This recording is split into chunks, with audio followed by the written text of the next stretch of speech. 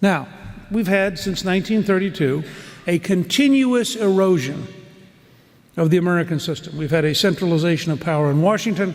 We've had a growing elite, which in our universities, in our bureaucracies, in our courts, in our news media, have been less and less aware of the American experience. And we're at a great choice. I think the election of 2012 will rival 1860 and 1932 as one of the great moments in American history. Now, you should feel very confident. Cliss and I did a movie called 9 Days to Change the World about Pope John Paul II going back to Poland in 1979, because we were told by Lech Wałęsa and Václav Havel, the president of Poland and the president of Czechoslovakia, that the decisive moment in breaking the Soviet Empire was June 2nd, 1979, a year and a half before Reagan's elected, when the Pope goes back home.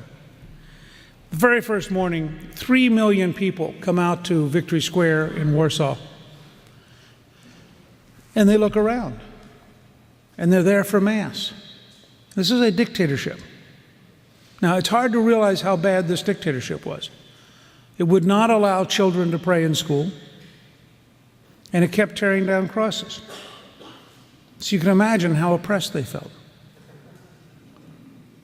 And the people looked around each other. In our movie, we have several Poles who were there who say, you know, we looked around and we suddenly realized there are more of us than there are of the government. Why are we afraid of them? Now, I found that to be an amazingly useful moment. Let me give you the numbers from Gallup 2 months ago. When Gallup asked, do you think the Constitution and the Declaration of Independence make the United States an exceptional country, or do you think we're a normal country? It was 80 to 18. Our job is not to go out and convince people to be Americans. Our job is to go out to every neighborhood of every ethnic background, of every culture, and gather up everybody who already believes it. That would give us approximately a 4-to-1 margin. Now, that means that after the New York Times and MSNBC are done, after the labor unions are done, after the Democratic machine is done, we'd only probably have a 3-to-1 margin. But 3-to-1 would be enough. You could govern with 3-to-1.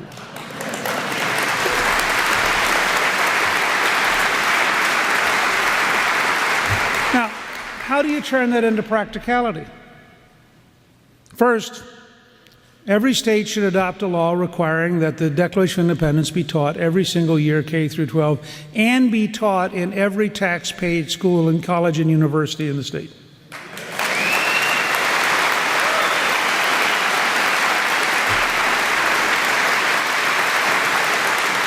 Let the ACLU try to come to grips with how to teach the word creator. All we have to do is describe accurately what Jefferson, Washington, and Adams and others meant by it. And they clearly meant God. Second, notice what we're endowed with: the right to pursue happiness. Doesn't say the right to be happy. And happiness in the Scottish Enlightenment, where Jefferson got the phrase, meant wisdom and virtue, not hedonism and acquisition. And the Founding Fathers all believed that a wise people could remain free, but a foolish people would end up in a dictatorship. But it's the right to pursue. There's no provision in the Declaration of Independence for a federal Department of Happiness. We're not guaranteed an outcome. There's no provision for happiness stamps so the under-happy can somehow be compensated. There's no provision for a right to sue if you're unhappy. There's no provision in the Declaration of Independence. I mean, the Founding Fathers would have thought it strange for a politician to walk into a room like this and say, I'm now going to take from the overly happy and redistribute to the underly happy.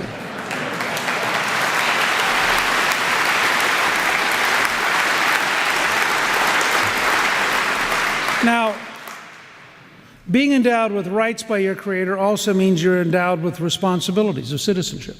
And we need to go back and say that and teach it and not be afraid of it. The right to pursue happiness implies the work ethic, because how can you truly be an American without the work ethic? And we need to have an argument about this. I'll give you an example. When I helped pass welfare reform after 30 years of debate, first proposed by Governor Ronald Reagan in 1966, we passed it in 1996. We had so decisively won the argument that 92% of the American people favored welfare reform. We had concluded that giving people money for doing nothing was destructive, that it taught bad habits, and that it gave the children a really bad role model. And so 2 out of 3 people on welfare went to work or went to school. Yet today, we have an unemployment compensation program which gives people up to 99 weeks for doing nothing, which is a fundamental violation of welfare reform. And so I propose that we turn unemployment compensation into a worker training program, and you only get the money if you sign up for a training program offered by a business which will train you to actually have a job. Because if you had 99 weeks of training, you would be enormously more productive. We'd be dramatically improving human capital. And remember, this is a $134 billion expenditure last year for which we got nothing. And I think we should not pay people to do nothing. I think it is fundamentally wrong, and so we need a new approach.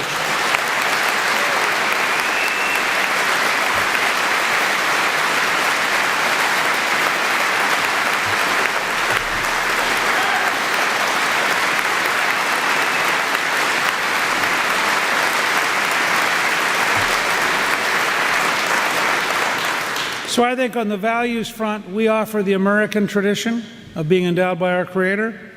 Obama and his team offer the European socialist tradition of being endowed by the government. We offer the 10th Amendment to bring power back home. They offer the EPA bureaucracy to keep all the power in Washington. We offer a program of free enterprise that creates jobs and paychecks. They offer a program of redistribution in which bureaucrats send out food stamps. And I believe that paychecks will beat food stamps every time in this country as a future, and we should have the courage to say that.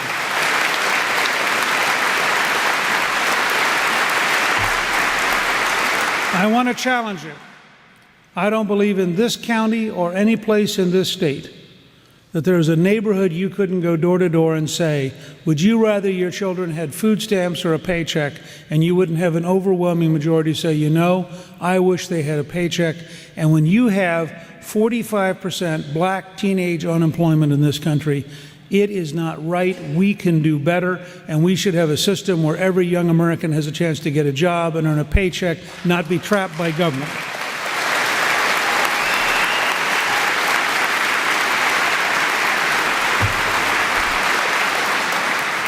Second, we need a real program for the economy, for jobs, and for energy.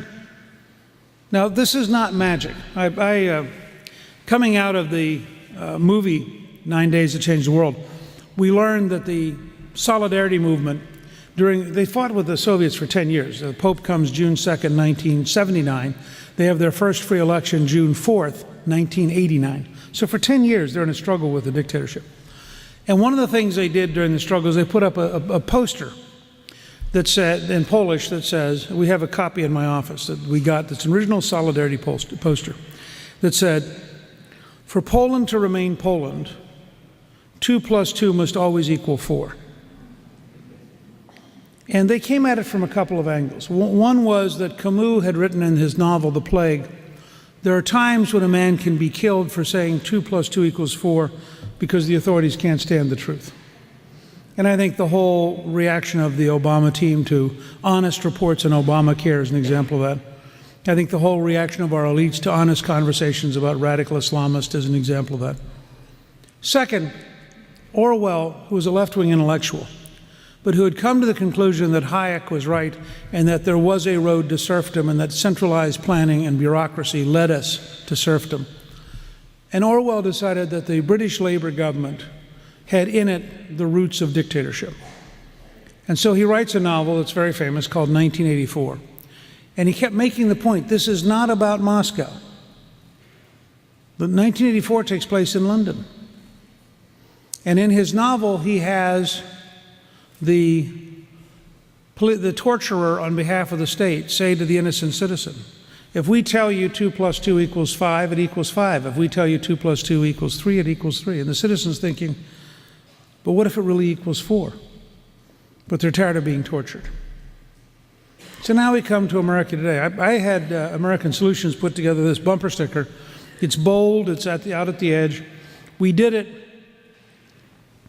because I think this is the most important governing political slogan of the next 25 years. It's very simple. It's 2 + 2 = 4. I mean, you can either get one from Solutions or you can make your own. It's not too hard. You can go around your neighborhood, you can show it to your neighbors. If they agree, make sure they register to vote.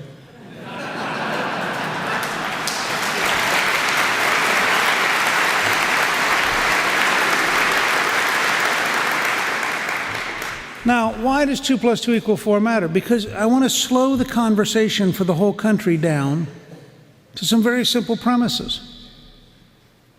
Would you like to have more jobs? People will nod yes. Okay, well then why don't we adopt a program that would get us more jobs? People start to nod yes.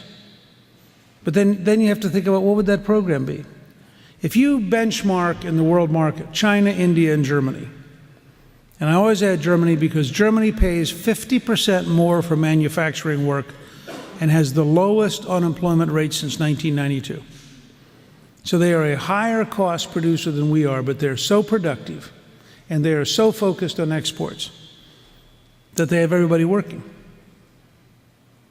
There's a lot to learn from that. So then you say to yourself, well, if you benchmark China and India, what do we have to fix to be competitive? You have to fix 7 things: litigation, regulation, taxation, education, health, energy, and infrastructure. That's a lot. Not impossible, just a lot. Remember, I wrote 2 novels about Pearl Harbor. The Japanese attack us on December 7th, 1941. They surrender in August 1945. The entire Second World War from the American experience is 3 years and 8 months. I talked yesterday in Houston, Texas, to an El Paso pipeline company whose regulatory process to build a new pipeline is 4.5 years. So the U.S. government today makes them go through paperwork longer than the entire Second World War. And we wonder why we're not competitive? Off Louisiana, you can't drill for oil right now because while there's no moratorium, there's a brand new permitting system, and they don't issue any permits. But there is no moratorium. You just can't get a permit. You know, we wonder why we have a problem getting jobs.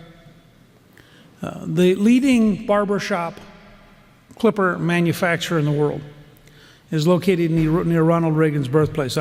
Cliss and I met him. We went out to Tampico and Dixon, Illinois for the 100th anniversary of Reagan's birth, and we had a lunch with a bunch of business leaders. And he runs a factory that has 800 people in Illinois, and he runs a second factory with 400 people in China. His American factory is more productive than his Chinese factory. He has not had a layoff in 36 years. He uses lean manufacturing. He has 300 competitors worldwide, and he believes he can meet the customer and meet the price better than anybody else in the world. He then said to me in passing, oh, by the way, the tariff for my Illinois-built clipper to go into China is 40%. The tariff for my Chinese-built clipper to come into the U.S. is 4%. Now that says to me, we need a totally new approach to the U.S. trade representative, and one of my commitments would be to find the meanest, toughest trial lawyer in America